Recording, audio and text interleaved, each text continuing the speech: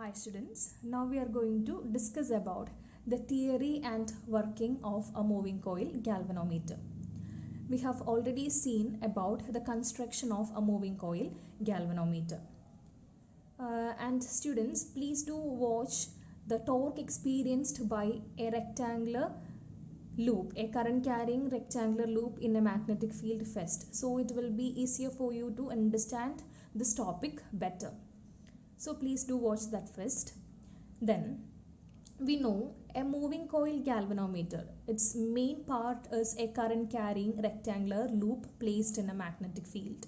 And here you can see PQRS is our current carrying rectangular loop which is placed in a magnetic field B. And in this figure you can see A and small letter B represents the sides of the rectangle. Then area is equal to A into B. Then capital B represents the magnetic field. Then let us take capital N as the total number of turns. And this one represents the top view. Then you can see we have taken theta as the angle between normal to the plane of the coil. This is our coil. And theta means it is the angle between normal to the plane of the coil and the magnetic field. So let's see the theory and working of a moving coil galvanometer. And in the construction, we have used a cylindrical soft iron core. What was the purpose of using a cylindrical soft iron core? It is used in order to make the field lines radial. So what is the peculiarity of a radial field? If we are using a radial field, then we know that the plane of the coil always remains parallel to the magnetic field. Or we can say that if the electric field is radial, then normal to the plane of the coil will be perpendicular to the magnetic field. In both the ways we can say, that is, plane of the coil will be parallel to the magnetic field. That is, this is the plane of the coil. It will be parallel to the magnetic field, or we can say that in terms of normal to the plane of the coil will be perpendicular to the magnetic field. So the field is radial. Then when we apply the Fleming's left hand rule here for the arms PQ and RS, we know that the magnetic forces on these arms are equal, opposite, and they are collinear. So what is the resultant of the force experienced by these two arms PQ and RS? It turns to 0. Then again, if we apply Fleming's left hand rule for the arms SP and QR, an normal inward force will be experienced by this arm SP, and a normal outward force is experienced by QR. We have already discussed about this in the topic torque experienced by a current carrying rectangular loop in a magnetic field. So a normal inward and outward forces are experienced by these two arms SP and QR, and having magnitude. What is the magnitude of the force? It is NIBB, right? And we know the two forces on this SP and QR are equal, opposite. So we know they form a couple and exert a torque. We have already discussed about this. So we have to find the torque. And what is torque? Torque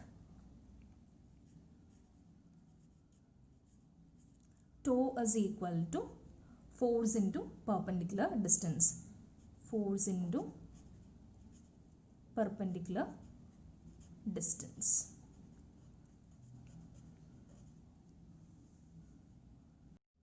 and we already know the force is equal to N I B B. This is the force. What is the force experienced by a current carrying conductor in a magnetic field? It is equal to I into B sin theta. Here theta is taken as 90 degree and we have to consider the total number of turns. So force is equal to NIBB into perpendicular distance. For that we have to take this, and here this is our perpendicular distance and it is equal to A into sin theta. So perpendicular distance is equal to A into sin theta, and here theta is equal to 90 degree because the field is radial. So the angle, the normal to the plane of the coil will always remain perpendicular to the magnetic field. So it is A sin 90, which is equal to N I B B into A. Sin 90 is equal to 1. It can be written as N I A B into B. What is A into B? It is area of the rectangular coil. So torque tau is found to be N I A into B, where N is total number of turns, I current flowing through the coil, A area, B is magnetic field. Then what is the reason why we take theta is equal to 90 degree? Because normal to the plane of the coil is perpendicular to the magnetic field, means theta equal to 90 degree. Okay. Actually, this torque deflects the rectangular coil through an angle alpha.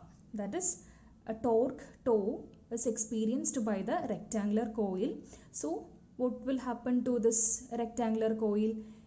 It is deflected through an angle alpha, and we can call this torque as deflecting torque. So it will deflecting torque will rotate the rectangular coil through an angle alpha, and this can be called as deflecting torque. Deflecting torque, which is equal to NIAB. Here, whenever a deflecting torque is produced, automatically there will be a restoring torque set up in the coil, because due to this deflecting torque, the rectangular coil is rotated through an angle alpha. So in order to make the coil back to the initial position, there must be a restoring force. Actually, we use a spring of phosphor bronze in order to provide the restoring torque. That is, when we have discussed about the construction of a moving coil galvanometer, we know we use a phosphor bronze spring in order to give the restoring torque. So due to the deflecting torque, there is a restoring torque is set up in the coil, and if angle alpha, that is the angle through which the coil is turned, is more, then the restoring force will also be large, right? If angle is small, then the restoring force, that is the torque required to turn the coil back to the initial position, will also be small. So we can write this restoring torque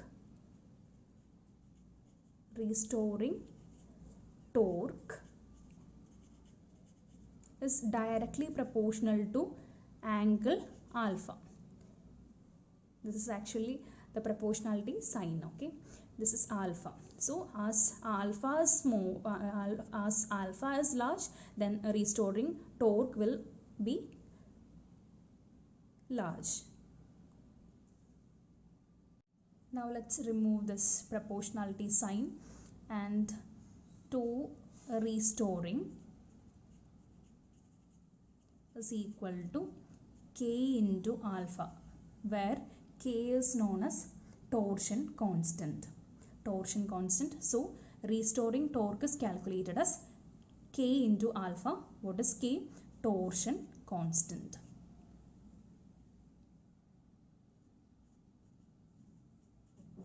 Torsion constant. And from this equation we can write K as, what is K? K is equal to tau by alpha, right?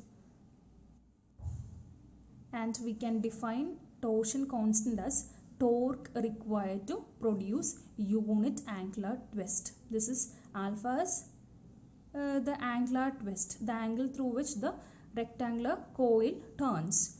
So K is torsion constant, which is defined as torque required to produce unit angular twist. Then we know this deflecting torque will be equal to the restoring torque. So let us equate these two equations. That is, let's equate them because they have equal magnitude. They will be equal. So tau deflecting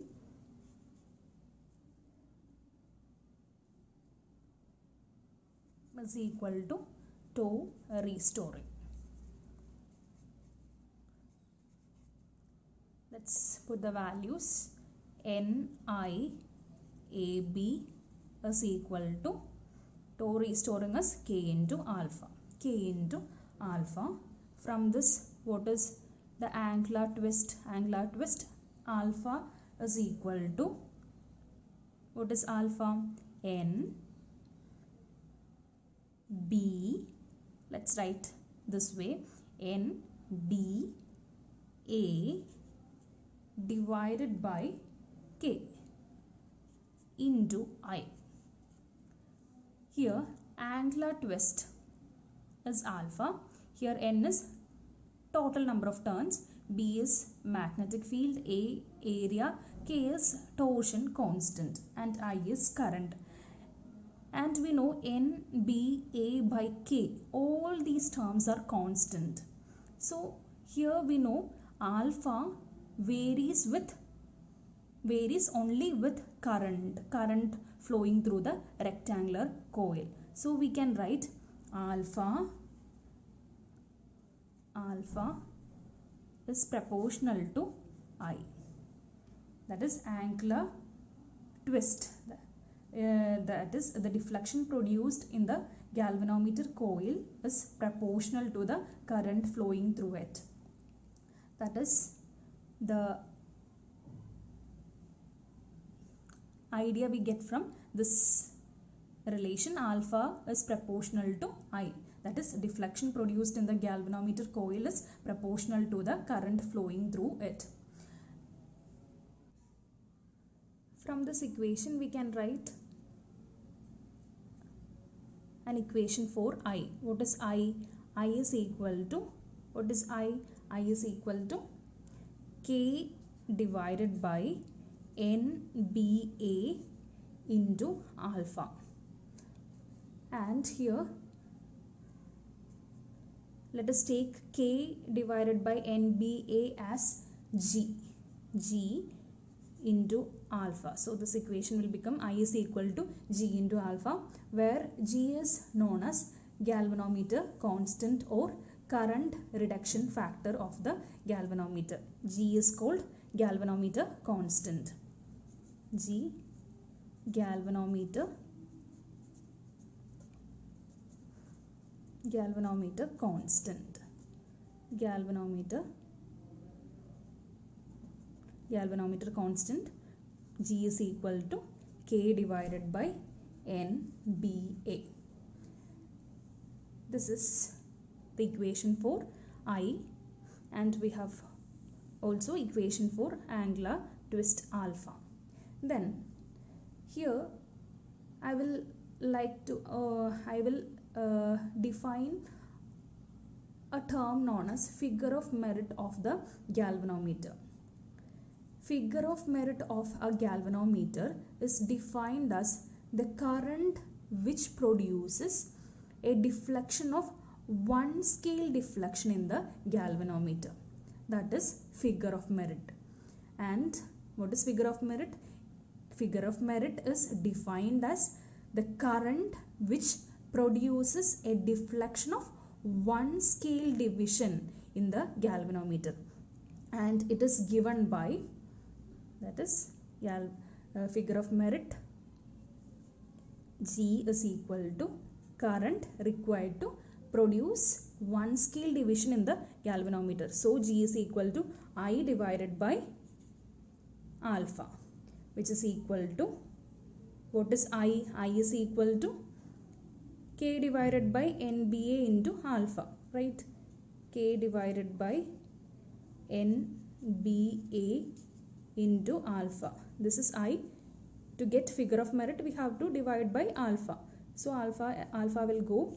So figure of merit is equal to K divided by NBA.